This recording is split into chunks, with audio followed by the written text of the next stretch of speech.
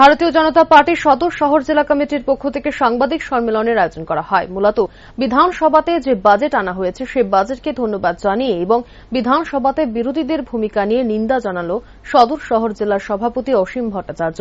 সাংবাদিকদের মুখোমুখি হয়ে তিনি বলেন, বিরোধী রাজনৈতিক দলের বিধায়কদের তাঁদের এলাকার জনগণ ভোট দিয়ে বিধানসভায় পাঠিয়েছে এলাকার মানুষের বিভিন্ন সমস্যার সমাধানের কথা এবং এলাকার যে ধরনের সমস্যাগুলি রয়েছে সেগুলিকে বিধানসভার অধ্যক্ষের নিকট তুলে ধরা। কিন্তু বিরোধী বিধায়করা তা না করে একেবারে নাটক মঞ্চস্থ তৈরি করে চলেছে গোটা বিধানসভায়, যা গণতন্ত্রের পক্ষে একেবারেই কাম্য নয়। ফলে এই বিষয়গুলিকে জেলা কমিটির পক্ষ থেকে সম্পূর্ণভাবে নিন্দা জানানো হয় এবং আগামী দিনে মানুষের স্বার্থে যেন বিধানসভায় কথা বলে বিধানসভার মান বজায় রাখে তার আহ্বান রাখা হয়। এমনকি তিনি আরো বলেন, দল যার যার হতে পারে, কিন্তু সবাই সৎ চিন্তাধারার সহিত এগিয়ে আসতে হবে এবং নরেন্দ্র মোদীর ও মুখ্যমন্ত্রীর মূল লক্ষ্যের সঙ্গে রাজ্যকে আগামী দিনে এগিয়ে নিয়ে যেতে হবে।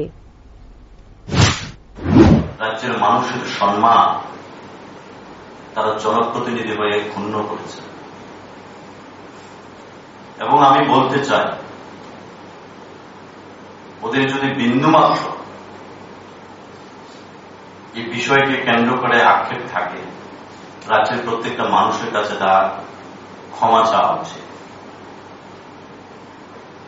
কারণ মানুষ তাদের ভোট দিয়ে বিধানসভায় পাঠিয়েছে মানুষের জন্য কথা বলার জন্য, বিধানসভার গরিমাকে নষ্ট করার জন্য।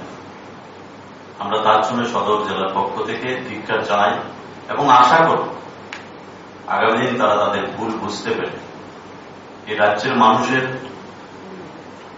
ডেভেলপমেন্টের কথা বলবেন, রাজ্যের উন্নয়নের কথা বলবেন, রাজ্যের আর্থসামাজিক উন্নয়নের কথা বলবেন এবং দল বিভিন্ন হতে পারে, প্রত্যেকের মধ্যে সৎ ভাব থেকে রাজনীতিটাকে রাজনীতির মতো করে মানুষের জন্য রাজনীতি করে আমরা ত্রিপুরা রাজ্যকে সবাই একসঙ্গে এগিয়ে নিয়ে যাব এবং ভারতবর্ষের আমাদের রাজ্যের মাননীয় মুখ্যমন্ত্রী এবং আমাদের সকলের নেতা নরেন্দ্র মোদীজির যে লক্ষ্য এক ত্রিপুরা শ্রেষ্ঠ ত্রিপুরা, সেটা আমরা তৈরি করব।